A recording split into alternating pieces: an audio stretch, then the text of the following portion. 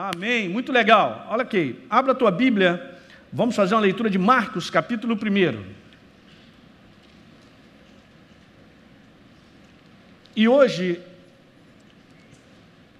já que nós vamos gastar um tempo sobre esse assunto, nós vamos falar sobre a expressão da vontade de Deus. Saúde, viva com saúde, é teu direito, diga aleluia. Aleluia. Ok, Marcos capítulo 1, nós vamos ler o verso número 40. Marcos capítulo 1, verso 40. E lá diz assim: aproximou-se dele um leproso, rogando-lhe de joelhos. Quer dizer, é claro que está falando a respeito de Jesus, ok? Então, um leproso se aproximou de Jesus e disse o seguinte: Senhor, se você quiser, você pode me purificar. Agora, preste atenção aqui que eu quero ler numa outra versão. Numa outra versão está escrito assim, que esse leproso suplicou ao Senhor que o curasse. E ele disse assim: se o Senhor quiser, você pode me curar. Preste bem atenção. No verso 41, Jesus, profundamente compadecido, porque ele é compaixão, ele é amor, o que ele disse? Vou pensar no teu caso. Me dá a sua ficha, deixa eu fazer uma análise. Se você pisou na bola semana passada com a tua esposa, falou bobagem, então vai ficar difícil eu poder te ajudar hoje. Está de castigo. Está escrito assim: o Senhor teve compaixão dele e disse assim: eu quero. Gente, essa palavra, ela é super poderosa, ela é a palavra para tudo. Eu vou explicar para você entender sobre isso aí. Grifa aí na tua Bíblia: quero, fica limpo. Ele quer, Deus está dizendo: eu quero. A pergunta desse leproso, desse homem doente, vamos colocar assim, é: Senhor, olha só, eu sei que você é poderoso, mas eu não sei se você quer me curar. Não é que ele não cresce, mas ele não tinha certeza se era a vontade de Deus curá-lo. E hoje eu vou iniciar essa série falando sobre isso, sobre a vontade de Deus em te curar, sobre a vontade de Deus que você ande com saúde. Então, ele tinha essa dúvida, e Deus disse automaticamente, direto, nem titubeou: eu quero, fica limpo. No momento então que ele foi tocado, lhe desapareceu a lepra, ele ficou curado, diga aleluia. Então eu quero que você preste atenção, porque quando Jesus ele dá uma declaração, ou quando ele faz alguma coisa, ele não faz isso do nada. E a primeira coisa que eu quero mostrar para você é isso aqui, com essa frase: o Evangelho, anote aí, você que traz caderno, né, você que nos assiste, vai anotando isso aí. O Evangelho, ele é a revelação da vontade de Deus para o homem. Você quer saber a vontade de Deus para a tua vida? Leia a palavra, leia o Evangelho, leia as cartas, e você verá que a vontade de Deus para o homem é, como Paulo declarou, boa, perfeita e agradável. Ela é o que tem de melhor. Então, lendo os evangelhos, você vê o cuidado do próprio Deus vivo na pessoa de Jesus como homem, se relacionando com os homens para libertá-los. Abre em Atos capítulo 10, verso número 38, e vai anotando essas passagens e vai seguindo comigo nessa sequência de pensamentos. Nós estamos lendo a palavra é a vontade de Deus para o homem. Está mais do que declarado e expresso que é a vontade de Deus para o homem, que ele ande com saúde. Diga aleluia. Atos 10, 38, como Deus ungiu a Jesus de Nazaré com o Espírito Santo e poder. Pedro fala algo aqui tremendo. E diz lá: o qual andou por toda parte, Jesus, fazendo bem e curando. Grifa essa palavra: curando e curando e curando. Ele andava por toda parte fazendo o quê, gente? Fazendo bem e curando. Isso aqui é a prova da movimentação de Jesus nos evangelhos, fazendo bem ao ser humano e curando o ser humano. Glória! E está escrito curando a todos os oprimidos do diabo. Eu já disse isso, eu quero repetir para você, essa palavra curar aqui, nesse verso é no grego iaomai. Todas as vezes que essa palavra é usada para cura física, para doenças físicas. Iaomai. E curando a todos os oprimidos do diabo. Então quer dizer que o inferno oprime as pessoas com doença? É exatamente isso. Isso não pode sair da tua mente. Você vai entender por que eu vou falar mais à frente. Então, curando a todos os oprimidos do diabo, porque Deus era com ele. Que declaração! Essa declaração é maravilhosa, porque o próprio Senhor Jesus também diz isso. Nós vamos ler um bocado de verso hoje, amém, queridos? Aleluia! É isso aí, João, capítulo 14, vá lá comigo. Em João, capítulo 14, diz assim a partir do verso número 7. Jesus falando com seus discípulos, olha, se vocês tivessem me conhecido, ouça isso aí. Então vou lá, João 14, verso 7, vamos ler. Se vocês tivessem me conhecido, vocês também conheceriam quem? Quem? O Pai. O que Jesus está falando? Ele estava falando que Jesus ele era a expressão viva de Deus na terra. Isso se encontra em Hebreus. Mas ele está dizendo, se vocês tivessem me conhecido, vocês conheceriam também o meu Pai. Desde agora, vocês o conhecem e têm visto. Quem é Jesus? Não, está falando do Pai. O Pai, olhando para Jesus, é olhar o Pai? Verso número 8. Aí Filipe, na sua inteligência, ele se levanta para declarar algo maravilhoso. Então Filipe declara para Jesus, Senhor, mostra-nos o Pai e isso basta. Jesus deve ter passado a mão no rosto e tal. Deixa eu tomar uma água. Foi lá, tomou uma água e tal. Vou repetir de novo, Filipe, presta atenção, rapaz. Verso número 9, disse-lhe Jesus, Filipe, há tanto tempo que eu estou com vocês e vocês não têm me conhecido? Por que Jesus está falando isso, não tem me conhecido? Porque ele está comparando que ele é a expressão viva de Deus. E depois ele diz assim, quem me vê, a mim, vê quem?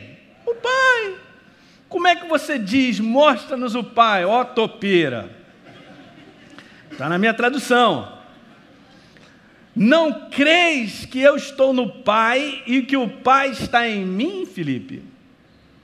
As palavras que eu vos digo, olha só que tremendo, gente. As palavras que eu vos digo, não as digo por mim mesmo. Mas o Pai que permanece em mim faz as suas. Crede-me que estou no Pai e o Pai em mim. Crede ao menos por causa das mesmas obras. Então tudo isso é só para te mostrar que quando Jesus dá uma declaração, eu quero, fica limpo, ou seja curado, é uma declaração direta da vontade de Deus para a vida do homem. Agora anote aí pelo menos duas coisas que o inferno faz, para deixar você e a mim confuso em relação a essa vontade. A primeira delas é levantar um sentimento de culpa, de indignidade, de que nós não somos dignos nem merecedores dessa obra. Claro, nós não somos, mas eu não estou agarrado num sentimento de indignidade. O mérito foi todo de Jesus, porque Ele nos amou na cruz do Calvário. E derramou o sangue dele para que Ele pudesse conquistar a saúde para mim e para você. Diga aleluia. Então não é a questão, gente, de mérito nosso, de sentimento, de merecimento, ou de dignidade, ou de culpa. É algo que Deus ele é para contigo, independente do que o homem é. Aleluia! Isso é que é bom. Porque o homem tem muito disso. Ele é bonzinho, então ele merece. Alguém já ouviu essa história aí? Não mato, não roubo, não fumo, não bebo, não olho para a mulher do lado e tal, eu vou para o céu. Por quê? Porque o mérito é todo dele. Ele não faz nada de errado. Porque ele é assim, é assado, ele é bonzinho, o outro é malzinho. Meu Deus do céu, a humanidade estava afastada de Deus. Nós éramos inimigos, diz a palavra. E Jesus nos amou a todos. E está escrito no livro de Romanos que todos carecem da glória de Deus porque todos pecaram. A mesma natureza, a natureza do inferno. Então, preste atenção nisso. Você tem que compreender que é desejo, a vontade de Deus que você ande com saúde. Então, não permita que o inferno ponha isso dentro de você, de que você é uma pessoa indigna de receber a graça de Deus. O amor dele na expressão de saúde. O amor dele na expressão de trabalhar a tua família, transformar, de te abençoar financeiramente. Que alguém diga glória nessa noite. Uhul! Vê se eu vou me posicionar para segurar a graça de Deus, porque eu não sou digno. Pisei na bola, essa semana chutei meu cachorro, estou com a consciência quebrada. Alguém está entendendo isso aí? É óbvio que eu não estou dizendo que o homem está francamente no pecado, fazendo o que não deve, não está nem aí, está sempre pronto para receber de Deus. Não é bem assim. Mas o que eu quero te dizer é que nós continuamos a ser pessoas imperfeitas, sendo aperfeiçoados por Deus, mas somos imperfeitos, podemos pisar na bola. Mas isso não tira o teu direito de receber aquilo que Ele já deu, aquilo que Ele é para nós. Senão nós não poderíamos andar com Deus, gente. E o maior prazer que Ele tem é que eu e você andemos com Ele. Então eu não posso andar com base na minha imperfeição, ou no sentimento que eu tenho, e que o inferno acelera isso e põe em cima da igreja. Alguém está entendendo? Pastor, mas o senhor não conhece a minha vida. No passado eu fui isso, eu fiz aquilo outro, eu fiz aquilo outro. No passado, falaste muito bem, no passado. Sabe uma coisa? Para Deus, passado não existe. Amém foi pouco, eu vou dar um amém legal. Amém! O que? Passado não existe? Porque Ele zera a tua vida. No dia que você se arrepende, no dia que eu me arrependo, Ele zera a nossa vida. Então não tem a ver no passado. Então guarde isso aí, porque o inferno ele põe isso dentro da pessoa, e isso é um comprometimento muito grande para não receber aquilo que Ele nos deu de graça. Diga aleluia. Ok? Esse homem não se posicionou com nada, a não ser a dúvida que ele tinha: é a tua vontade de me curar? E Jesus disse: eu quero, fica limpo, pum. Não foi fazer uma investigação, deixa eu ver a tua vida, atenção, vou puxar sua ficha, hein?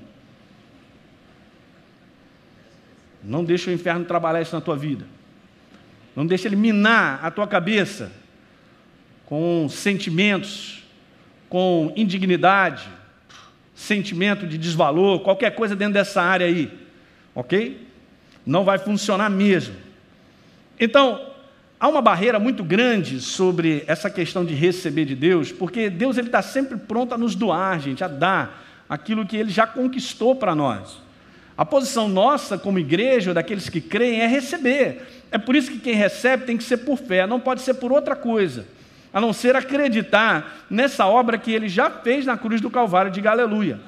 Então eu vou passar direto a algo aqui para você, que eu quero que você entenda, que essa barreira, pode anotar aí, mais dura de vencer, é uma barreira de um constante questionamento dessa palavra. E é óbvio que é um questionamento do ponto de vista errado. Porque o inferno, ouça isso aí, ele é mestre, ele é PhD. Se ainda tem alguma coisa acima de PhD, eu não sei, mas que ele é, ele é. Ele é PhD em questionar uma verdade. Ele fez assim em Gênesis capítulo 3. Ele questionou a verdade antes de Eva, e ela engoliu. Disse umas coisas que não eram. Tentou acrescentar algo e acabou confundindo. Então ele está sempre tentando me convencer do que está escrito não é bem assim. Não recebe isso não. Quanto mais você lê a verdade, lê os evangelhos, e você deixa o Espírito Santo te falar, você vai ver que é exatamente assim como está escrito. Ok? Então não deixa ser contaminado por pensamentos errados a respeito desse assunto. Só há um pensamento a respeito de saúde, é o pensamento de Deus, não é o que o homem acha, não é o que eu penso, gente, é o que Deus quer e já providenciou para mim e para você na cruz do Calvário. Quem recebe? Quem acredita? Quem abraça esse pensamento e não duvida. Quem recebe, fala, o que eu tenho que fazer para receber? Crer. Então é isso aí. Eu venho falando isso em várias séries de mensagens, a gente vem comentando sobre isso, que a nossa responsabilidade é cuidar de ter um coração que acredite, de conservar um coração que está sempre crendo em Deus. Isso é muito importante.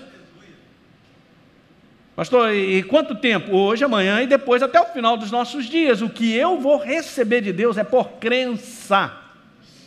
É porque eu creio, não porque eu sinto, não porque vejo ou porque tem umas outras ideias, outros pensamentos. Então o inferno, ele é mestre em lançar ideias e pensamentos que contradizem a palavra. Tome cuidado com isso, porque se ele te convencer que a parede é branca, daqui a pouco a gente está dizendo que a parede é branca para ele, né? Porque toda vez que ele me convence a respeito de algo da palavra que não é essa verdade, eu já caí, já me afastei do poder de Deus. Esse é o problema, olha. Se então eu sou questionado... Não, essa aí não, vamos voltar. Se eu sou questionado sobre a verdade e eu aceito esse questionamento, o que acontece? Eu me afasto do poder de Deus. Guarde isso aí no teu coração. Toda vez que eu sou convencido de uma outra coisa que não é a verdade, eu estou fora de ver a manifestação do poder de Deus.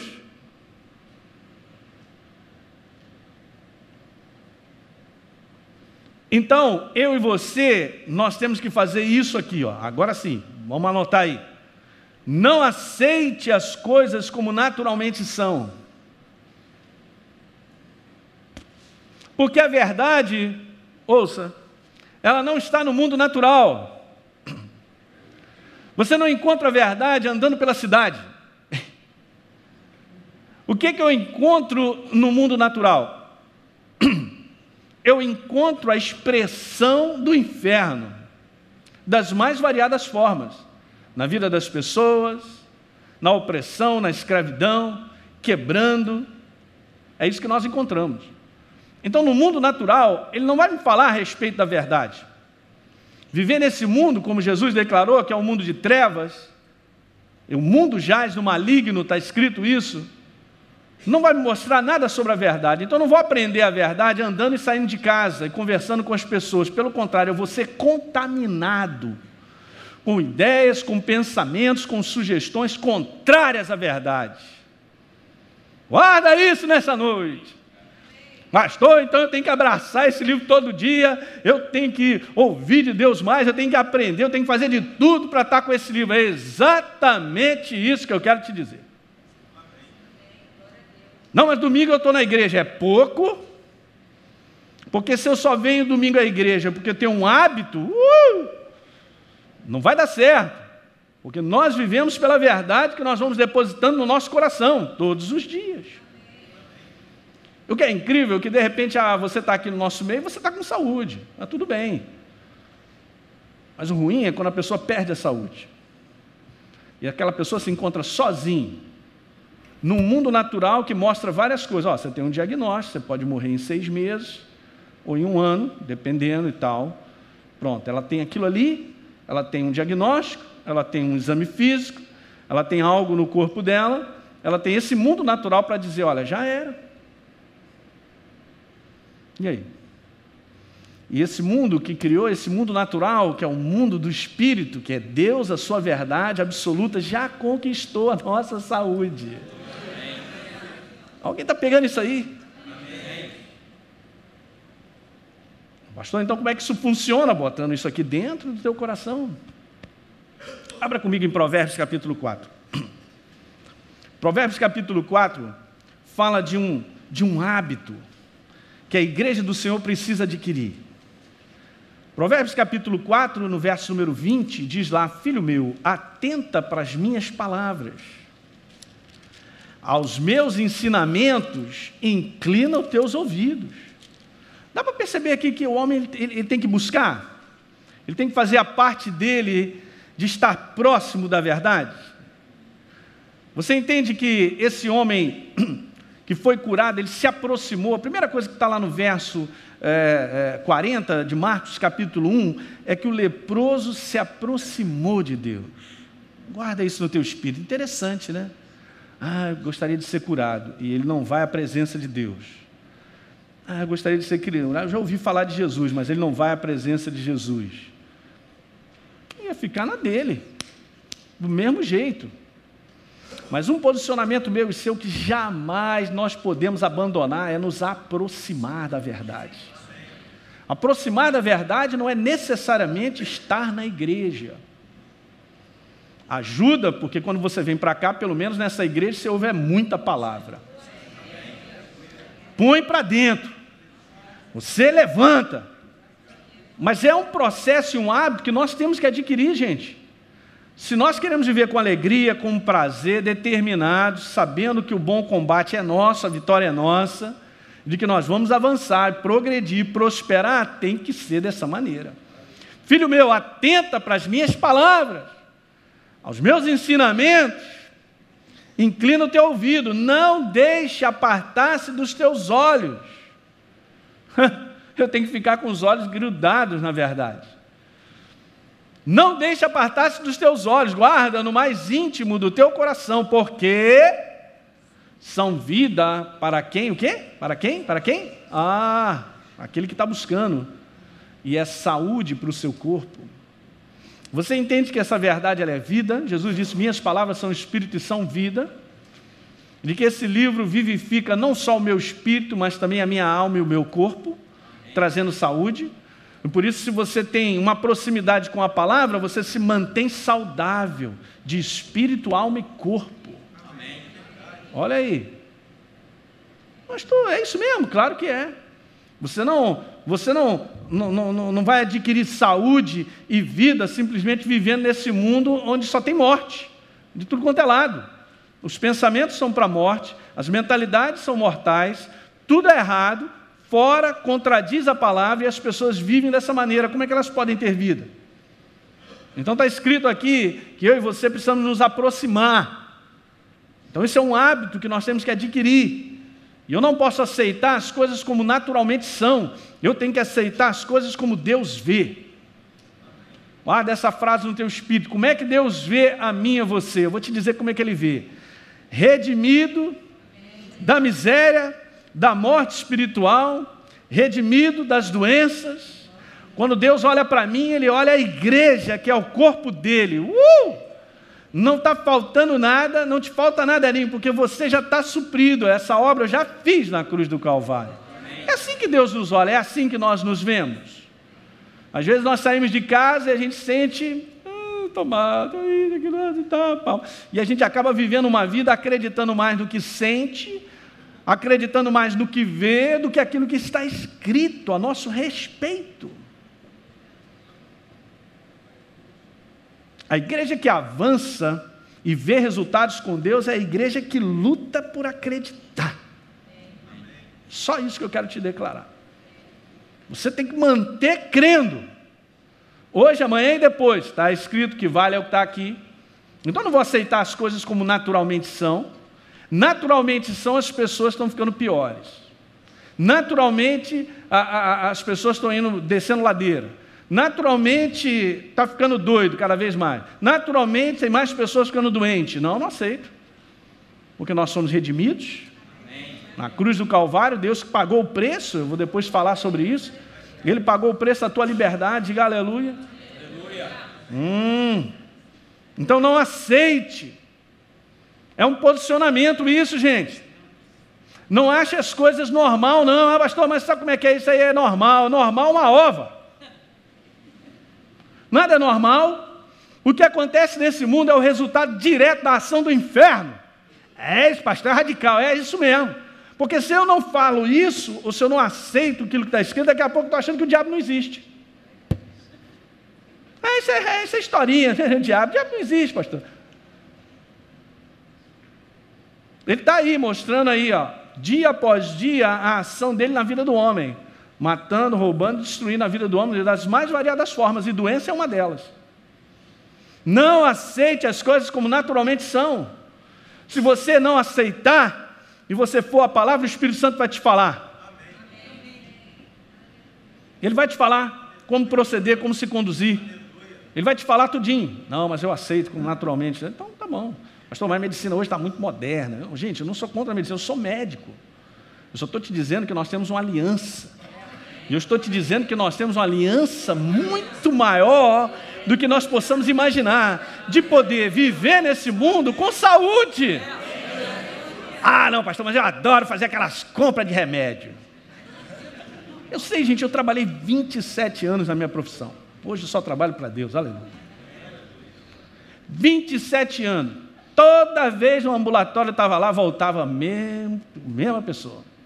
Aí você percebe nitidamente que ela tem uma mentalidade doente.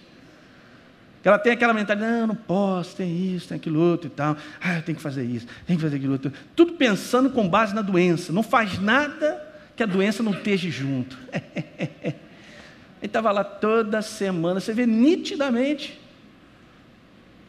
É aquela pessoa que tem mania de remédio, mania de doença, mania de... Só fala, quando conversa, só fala de doença, só fala disso, daquilo outro. Alguém conhece alguém assim? Não, né? Na igreja do Senhor não tem ninguém assim.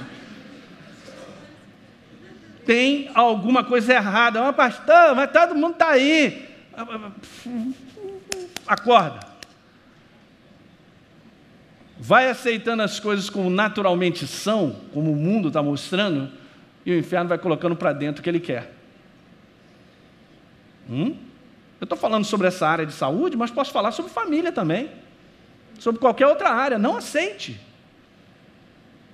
Está dando para pegar isso aí, gente? Amém. Abra comigo então em Hebreus capítulo 1. E a gente está terminando essa primeira parte. Nós vamos continuar falando sobre isso. Nós vamos orar. Aqueles que estiverem doentes nessa noite. Você vai vir com o teu coração crendo.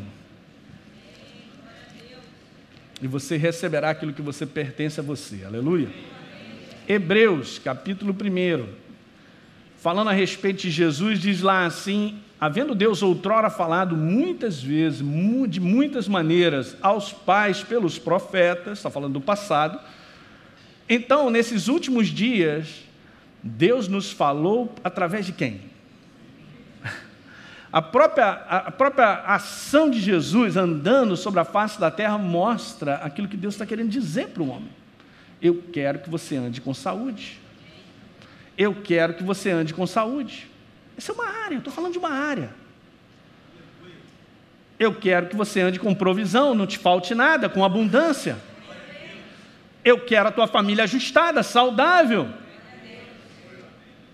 Então, nesses últimos dias, nos falou pelo Filho, a quem constituiu herdeiro de todas as coisas, pelo qual também fez o universo. Bom, Ele que é o resplendor da glória, e Ele é a expressão exata de Deus.